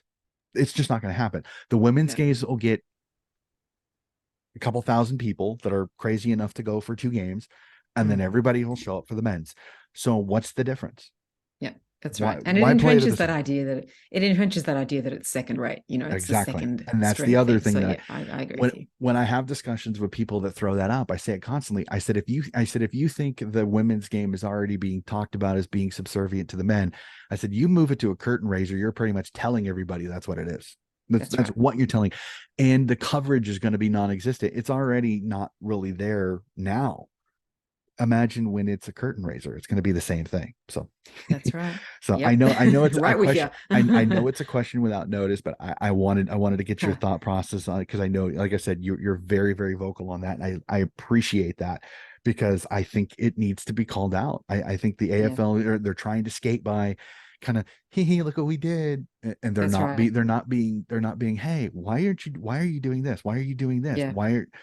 They're not being pushed to a chord on what they really should be. So that's right. All righty. So we jump to the part of the podcast where I take over just the littlest bit, and we do my team of the week and my power rankings, because I did this in the men, and I thought, you know what? I need to do this for the women, because it's going to help me learn players' names even faster, and it gives me something fun to do after the season. So I know Emma reached out. She's like, what is this team of the week? So my explanation is this. I love it though. Is that I go through, but I do a little bit of a tiny bit of a different metrics. Is I tend to put a little bit more influence on goal kicking and scoring involvements a little bit, just because I think it kind of throws a little bit different. Everybody goes 50 disposals, you're in. Well, what if you do 50 disposals, you have no goals and you don't do very much besides just get a lot of handball received. So it's going to be a little bit different. So you're going to hear a few names that some people are going to go, huh, coach, what are you doing? But trust me, I have a very this has worked for me most of the time. It really does work pretty well. So we'll start off in the back line again. You and I are coaches, Emma. So we'll start with defense. And the full back line sees Katie Lynch of the Western Bulldogs and Adelaide's Chelsea Bedell, who I think both played really good games for their respective sides. In the halfback line, Melbourne's Maddie Gay. She may have only had 7 disposals, but when you're a defender and can go forward and kick goals, always a positive. West Coast Charlotte Thomas and North Melbourne's Emma Carney. I mean, Emma Carney is like a permanent stapled in, like she almost always is on that halfback line. As I said, I try to keep people in their positions. On the wings, sees Eloise Jones of the Adelaide Crows and the Western Bulldogs, Isabel Pritchard, both goal-kicking wings, which is always a great connection. In the mid, sees Melbourne's Paxi Paxman, West Coast Aisling McCarthy, and Brisbane's Isabel Dawes. In the ruck, sees Alice Edmonds kicking her first goal and her second goal of her AFL career in the span of 5 minutes. That was fantastic to see for this great ruckman for the Western Bulldogs. The half-forward line sees Kate Hoare of the Melbourne Demons and Geelong's Aisling McCarthy, along with Sydney's Beck Privatelli. And the full forward line sees Essendon's Bonnie Too Good and Dakota Davidson of the Brisbane Lions. On the bench, I do defender, midfielder, ruckman, forward, and then a utility who can be kind of from any position. The defender, Rising Star nominee Sydney's Ella Hentz. In the midfield, sees Sydney's Laura Gardner with another 30 disposal and her first goal as a Sydney Swans player. Carlton at the ruck, I put Bree Moody as the ruck because she did ruck about 50-50 in this game, so give her a little bit of love there on that one. And the forward sees St Kilda's Jessie Wardlaw, and the utility I threw in Miss Nina Morrison of the Geelong Cats. So a very fun group I thought put together. Again, my forwards, it's pretty much the players that kick the most goals, throw the forward line, try to kind of put them in as best position as I possibly can on that one. So a few really good marking full forward types all on the full forward line. So that'd be kind of fun. So just really quickly, I know you had a chance to take a look at your thoughts on this team of the week. Oh, I like that so much, Johnny. It was actually quite a joy just to hear you reel the names off and think about their respective games, and I'll be honest, a couple of names you pulled out, I was surprised at, and I didn't really notice them as players, but I like your justification for, doesn't matter about low possessions, what impact did they have on the game? Can they go forward? Are they providing defensive efforts? Are they goal assisting? Things that don't necessarily get, I guess goal assist does have a stat attached to it, but not everything does. I was hoping that you were going to get Nina Morrison in there at some point. I hadn't heard her name, and then she was very last. I'm like, okay, good. Utility. Yeah. 30 I disposals and a goal and a behind in that one. She played really, really well. Like I said, and she had a fine game. Georgie Prasparkas kind of being pulled out of that game. Amy McDonald and Nina Morris really, really stepped up and kind of made up for Georgie's lack of production in that game. Again, it's a Geelong midfield that, I mean, it's what poison do you want to take? Do you want to get burned by Nina Morrison, Amy McDonald, or Georgie Prasparkas? You're going to have to take 2 vials because you can't stop all 3. So that's great. They're a fun group. Like I said, the biggest thing for them will be is, can they hold up structurally against the big sides, the Melbournes, the Brisbanes, the Adelaides? If they can, they're a genuine shot to kind of start to put themselves in that flag contender very, very soon. So we jump to my homage to the fourth and long part of the podcast. Again, unfortunately, Ross has bequeathed the channel to me, but I wanted to be sure to keep a little bit of the old fourth and long. So we do power rankings. Last week was my first power rankings because I like a few games in to be able to kind of establish a form. So here is the power rankings for this year. We'll start at 5. The North Melbourne Roos bouncing back after the loss to the Brisbane Lions, 4-1 in their last 5 games. Number 4 is the Richmond Tigers. Again, 3-2, a win this last week. They're one of a loss this week, but I still think there's a lot of positivity for this team. The Brisbane Lions at 3 again, establishing themselves as that team that on their day can really, really push it, and a great game against Hawthorn. Number 2, the Adelaide Crows, one of the 2 undefeated teams left. And number 1, I mean, as per usual, the Melbourne Demons. So a fantastic, again, the top 2, there's not going to be much change unless there's something going to happen, maybe unforeseen, shall we say, but a fun little group there. Richmond, I feel horrible for them because they've dealt with injuries. Both Hoskins sisters are now going to be out. Ellie McKenzie is still injured, but they play a really fun brand of footy that I love watching a little bit. That I love watching. Once they're fully healthy, they're going to be a dangerous side, but a very interesting 5 this week. Alrighty, so we move on to what I think is probably my favorite part of the podcast, just because it's always so much interesting to see how things go. So we jump to the tipping. Round 6 is upon us. I always love this. I know we're a little bit early in the week, Emma. I know teams and injury lists haven't come out, but I like doing this. This is just going to be, this is always fun for me. So we jump to it. First game of the rounds is the Western Bulldogs hosting the Carleton Blues at good old Whitten Oval. Fascinated on this one. Can the doggies end the losing streak, or does Carleton continue to play some really good footy and steal one even in the kennel? I'm on the dogs snapping their losing streak on this one. And I know that you and I have kind of talked down the dogs this time around, and we've talked up Carlton, and it will be a very close match is my prediction. And I just think the dogs, it's kind of a now or never. And they're a club that has a rich history of backs against the wall, kind of finding form when they're really under the pump like that. I think the coach has laid down the gauntlet, and yes, they're underdone. There's a lot that are not match fit enough, and they're lacking some firepower. But I think they have enough endeavor and enough skill across the board to bring this one home just. Interesting. I'm going to tip Carleton in this one only because I worry it's the opposite. I worry that did he sever ties with his players? Like that's my worry sometimes calling them out, especially is that some of them are underdone, some of them haven't been playing well, and you come out and you say that, and some of the role players that have been they've been playing their absolute tails off, and then to be questioned, I worry he's going to lose some of the players he needs. Those the Sarah Hartwigs, the role players, the players that play really good on their day, but they don't get the flashy touches like the Ellie Blackburns, the Jess Fitzgeralds, the Kirsty Lambs, some of the superstar type of players. Like I worry that he's going to lose some of those, and if you lose those effort players, you lose games because you don't have those 1%ers that you're going to need to win it. I like what Carleton's doing. I think Coach Buck has found that right way of inspiring his girls. When Darcy Vesio has an under game and you still get a win, that's something impressive. Mimi Hill's starting to go. Abby McKay's playing really well. Mia Austin had a fantastic game. Their defense is really good. Harriet Cordner has been a really good signing for this Carleton team. I'm gonna tip the Blues, but I think this is under a goal. I still think Carleton has still got some struggles, which I think your superstar caliber type of players like Ellie Blackburn will capitalize on, and it'll keep the doggies in it. But I think the Blues just edge this one. But this could be a cracking game. Like I said, I want to see the secondary efforts under the superstars, because if you lose those, then it could be a very long season for the doggies. So an interesting one up in Blackburn International Sports Park up in New South Wales as GWS host the West Coast Eagles. Wow, the West Coast Eagles have to fly to Sydney twice in the span of 3 weeks. This is going to be fun.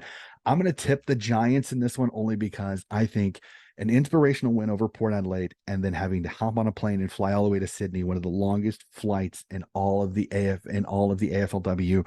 I think this is a perfect spot for the Giants to capitalize on a travel weary Eagles team. The Giants get off the snide and finally get their first win of the season. Look, I think I'll agree with you on that one, Donnie. I think that the Giants, after last week against North Melbourne and what kind of season they've had, will also be looking very, very hard in the mirror this week. And I think they'll realise that they have a great opportunity against a West Coast that, as you say, is flying to Sydney, that's flying high, but at the moment that's probably had their win for a while.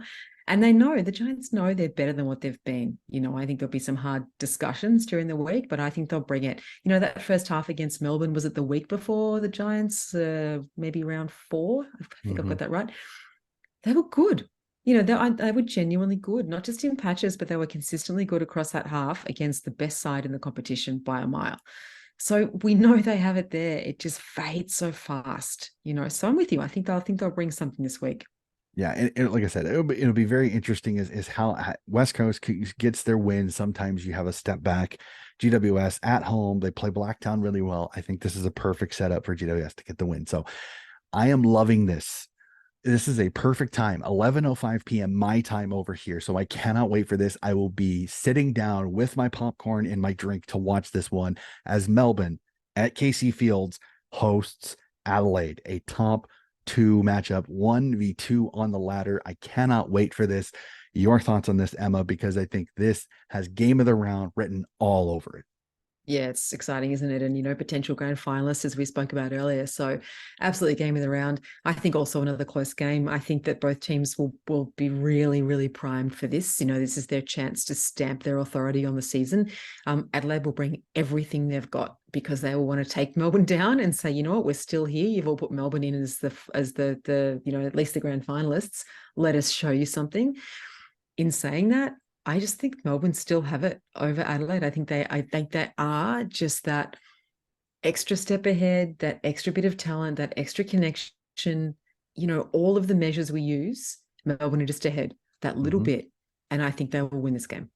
I think this is one of those, and I'll state this, and I really mean it. If this game was in South Australia, I would maybe even look at tipping the Crows just because Melbourne has really benefited from playing some teams that they should be, and they should be easily. They haven't really been tested, but this game is at Casey Fields, and Melbourne play Casey so well. Adelaide has to play their best possible game to win this one because Casey Fields on the road, which is never easy, and then a Melbourne team that on their day is absolutely dominant. Melbourne win this one. I think it's 2 goals or less because I think the Crows are talent-wise enough to be there. But this is a home field advantage one that really goes to Melbourne. Melbourne win this one. But man, I cannot wait for that one. That one is going to be fun. I will definitely be watching that one live for sure. We jump over, and this is another one that grinds my gears. Same time, absolutely same time. St. Kilda at RSEA Park hosting the Hawthorn Hawks. I'm going to tip the Hawks in this one. I know St. Kilda has 2 in a row. They're starting to play better, but I like what Hawthorn is doing. I love the free-flowing footy that they're playing. I think St. Kilda is coming off a high, a couple of really good games, but I think Hawthorn is a step up from each and every game. They step up. They play that much better of footy. I like the Hawks in this one. I think Greta Bodie and Emily Bates make a difference in this one against a St. Kilda team that I think is still growing, even with some of the experienced talent they brought in. I like the Hawks in this one with a nice little road win. Look, I agree with you, Donnie. Maybe it's boring for listeners to hear this. Probably want to stoush between us more, but look, I think Hawthorn are coming, and they'll be very happy with their performance against Brisbane last week and looking to really capitalize on their improvements and where they're at. And I think we'll see a Hawthorn win, but it might be one of those games where it's pretty even and it's the piece of luck that goes their way, something like that. The bounce of the ball, it just favors them a couple of times, I think might get them over the line. That's how close I think both teams are, but I kind of hope for them to win. They deserve one. Yeah, it'll be very interesting. That'll be a fun one. Like I said, I'm just turbed that it's at the same time as that Melbourne Adelaide absolute cracker. Fun one over in SA as the Alberton Oval sees Port Adelaide host the Sydney Swans, a couple of expansion teams lock horns in this one. Who do you like in this one? I'm loving that every game is yielding the possibility of having, very close results, under a goal or 2 result. This is shaping up this round. I like Port at home, and I would be Sydney, I think, if it was at their home, at Henson or something like that. But I think it's that home ground advantage would get one of these sides over the line. For me, it's Port on this one. I can completely see it. For me, I'm gonna tip Sydney only because there's a couple of things that I think Sydney's style of play has progressed well enough. I think they can find holes in Port Adelaide's defense. And I think if I'm Scott Gowans, I pull up the score from last year. How Port Adelaide embarrassed you on this same track. You have your shot to get them back. You're a better team. You're a better team than you were the previous season. There's more talent. I think Sydney overall has played better footy. I know Port Adelaide's played a few tougher games, but I think Sydney has played better footy. And I think this is a perfect situation. I think Montana Ham is being slowly progressed into more game time, which I think she could be an X factor in this particular game. So I'm going to tip Sydney in this one. I think they find a way to nip Port Adelaide on the road. I think they come out inspired. I think they get a couple goals early. I agree with you. I think this is a close one. This one comes down to the fourth quarter, but I think Sydney's pressure, and they've played fourth quarters really, really well, which was something they didn't do last year. They faded in fourth quarters like some of the expansions do. Sydney has gotten stronger sometimes in fourth quarter. So I think Sydney wins this one. I'm trying not to be red hat Donnie here. I'm trying to go off of things I've seen. I like Sydney's style and the way they've played their footy a little bit more than I have Port's. So it'll be fascinating. But this is going to be a cracker over in Appleton Oval. I cannot wait. And this in the South Australian fans always pack it out. So it'll be great, great atmosphere over at that fantastic ground at Alberton Oval. We jump up to Queensland at Springers and Brighton Homes Arena as the Brisbane Lions host the Collingwood Magpies. And this is one of those I really wish I could see the teams, because I want to see, is Ruby Slicer or Lauren Butler back? If they're back, this is a much more competitive game. If they're not, I think Brisbane too strong, too good. And this one, I'm going to tip Brisbane in this only because I don't think Schleicher and Butler are back yet. But if they are, this becomes a much more competitive game if those two stars are back in the black and white.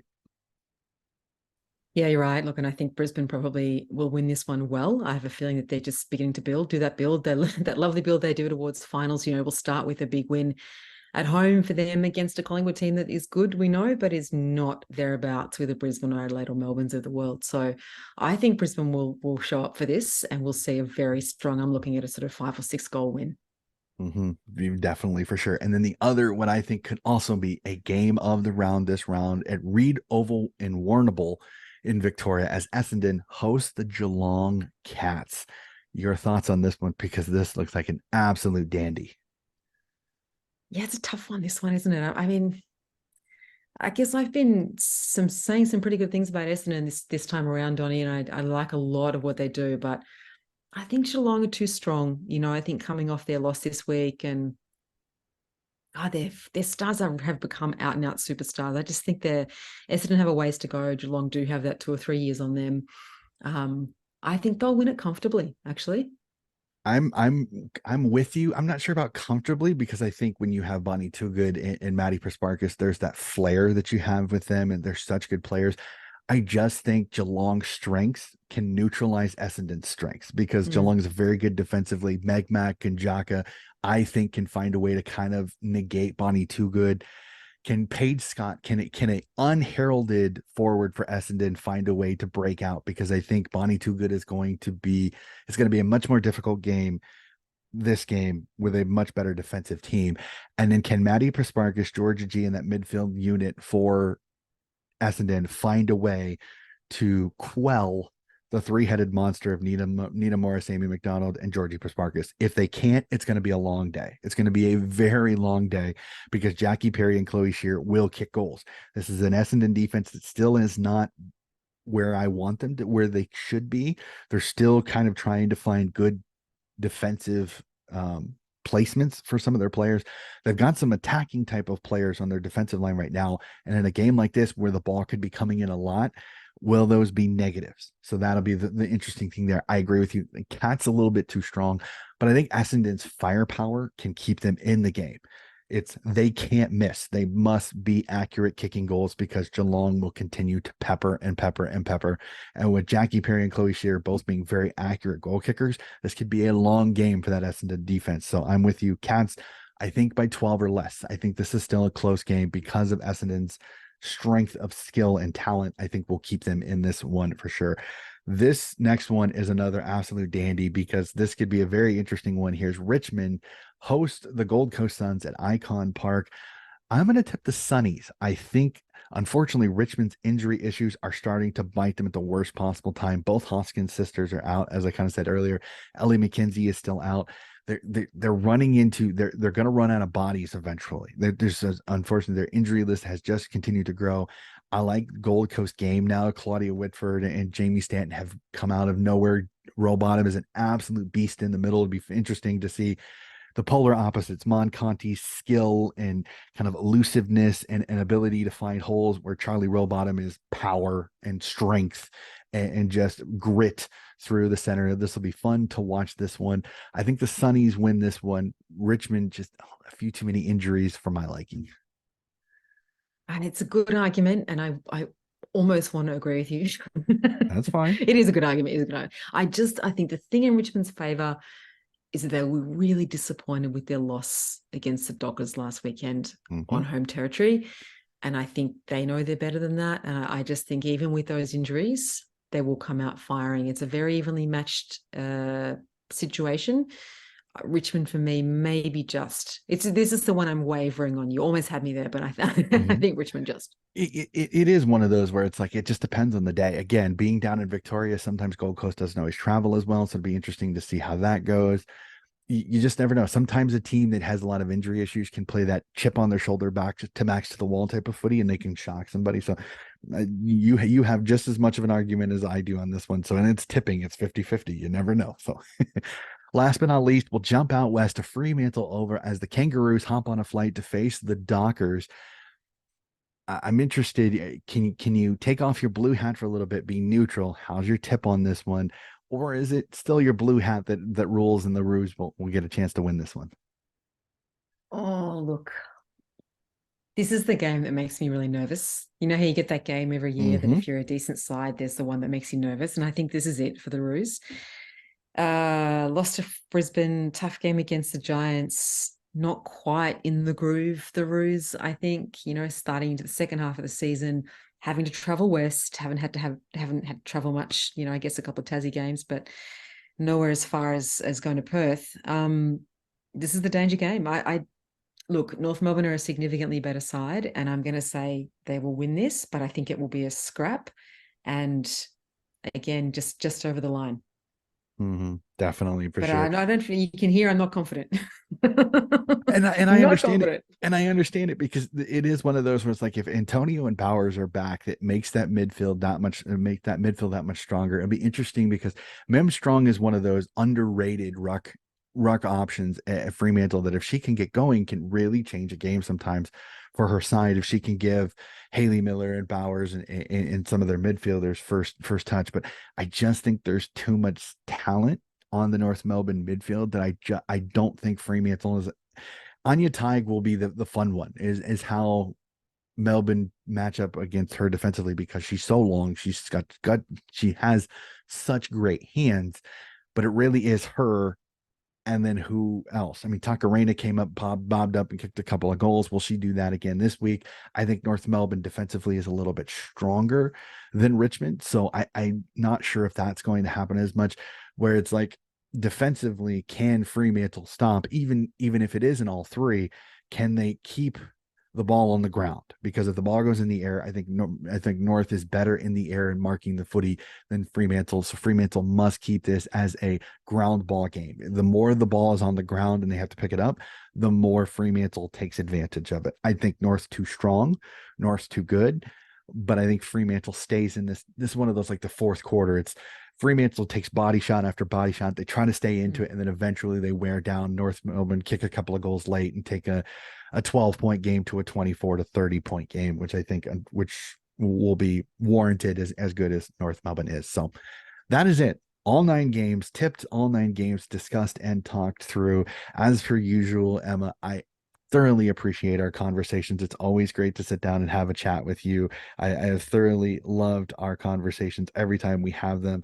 I know last year you had the luxury of talking with Gil, who unfortunately 3 a.m. for him out West Coast was just a little early to try to get him on here today. But again, always Next a pleasure. time, huh? Always a pleasure talking with you.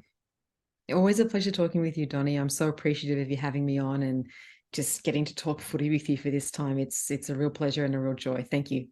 I genuinely appreciate it. I try my best. And like I said, I've thrown with gusto behind this competition. I think it is one of those fantastic comps. The players are magnificent. They have great stories. They're so genuinely appreciative of the fan bases. I have the pleasure of talking with a couple of the Swans players, and I make sure to send them a message of good luck, or if they've had a rough game, I try to make sure and send them some positive messaging. And it's been such a pleasure and an honor to be such a great fan, and I take pride in what I do. It's a lot of fun. You're so great. You're so great for the game, Donnie. You really are. It's wonderful what you do. Well, I appreciate it. I really, really do. So, ladies and gentlemen, that is going to do it for another episode of Donnie's Disposals. Again, keep an eye out, more AFLW coverage. And now that we are done with the state leagues and we are done with the men's leagues, we have the off-season supporter series to come up in a little bit. I'm going to take a little bit of time off around December after the women's season just to kind of rest up, because footy 24/7 is not always easy sometimes. But come January, we'll do our supporter series. I'm going to talk with more state leagues, hoping I can get each of the Sandful and Waffle teams covered to be able to learn more about these fantastic state league teams, and then jump right back into the footy as per usual come March. So thank you very much. We will see you again with another episode of Donnie's Disposals very, very soon.